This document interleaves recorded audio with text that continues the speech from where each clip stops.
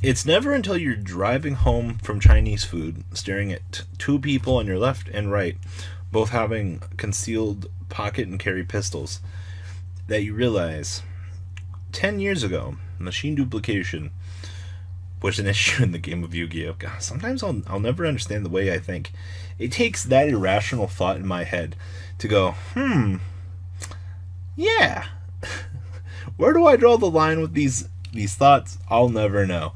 But just some fun thoughts for you guys today. A little interesting discussion back on the history of Yu-Gi-Oh! And a rare look at a Robbie Cole feature match that I don't think a lot of you guys know about. Enjoy this video.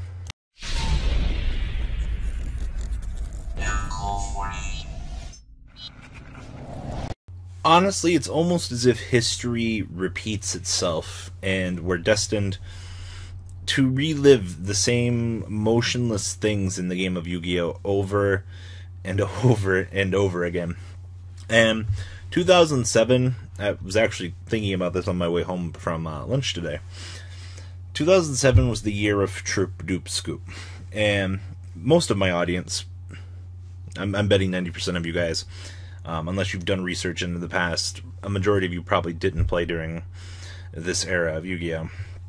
And Troop, Dupe, Scoop is part of the reason why Card Trooper is actually limited. Or it went to 1 and then it moved to 2, but the reason why the card hasn't moved to 3 is because of machine duplication.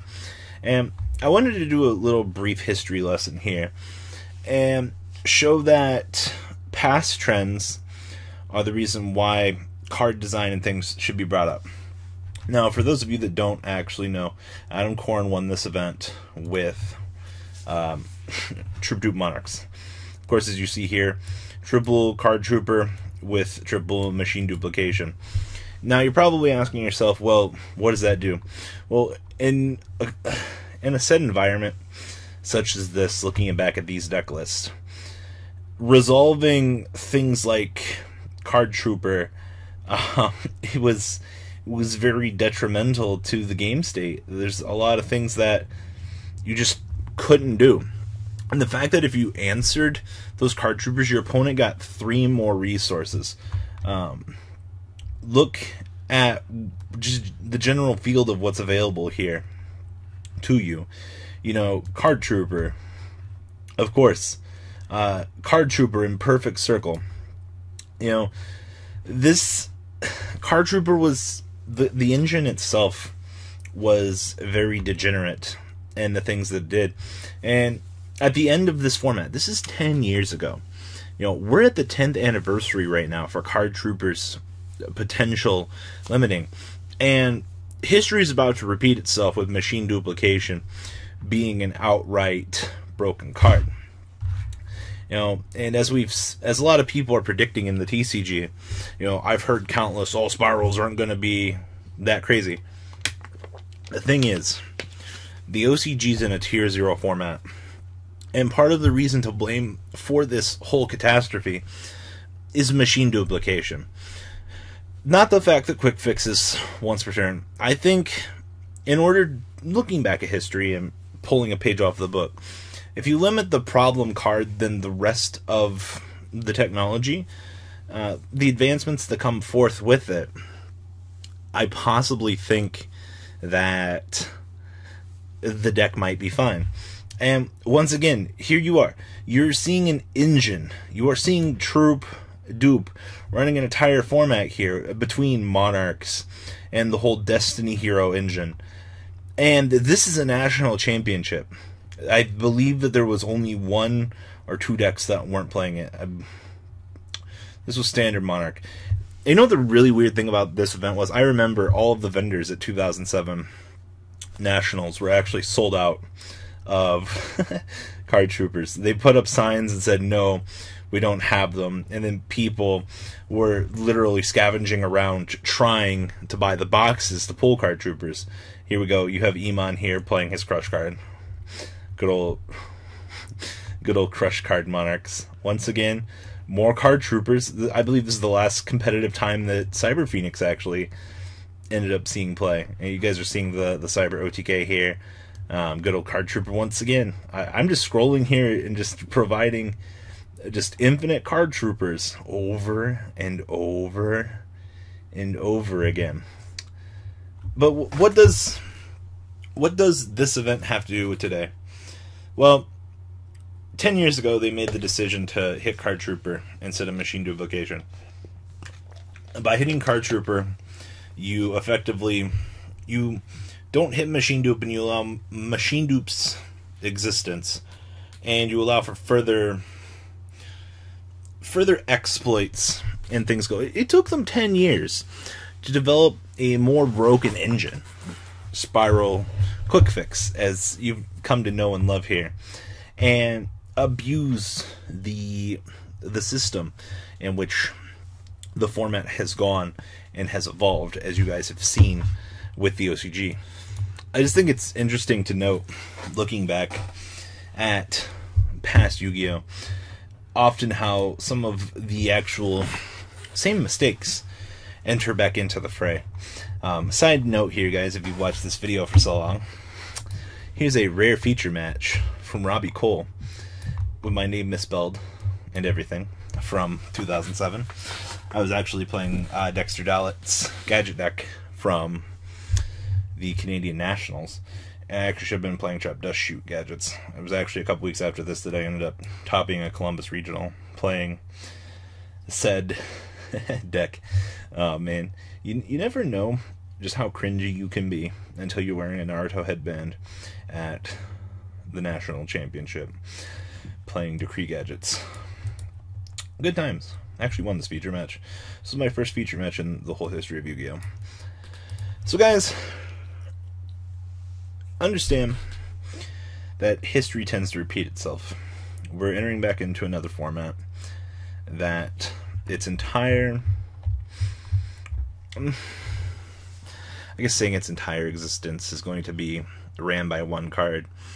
But I think Machine Dupe having Quick Fix be the main engine in this product. At least this time, it's not a super generic engine that all decks can play. You know, I think this is part of the reason why, if you guys were looking through all of those deck lists as well from this era and time, you seen that everything is generic. And I think that's part of the reason why we went further away from generic cards to more archetype-based things.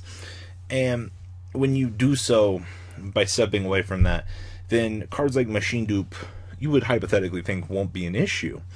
And then 10 years down the line, we release an effect that's not limited to once per turn.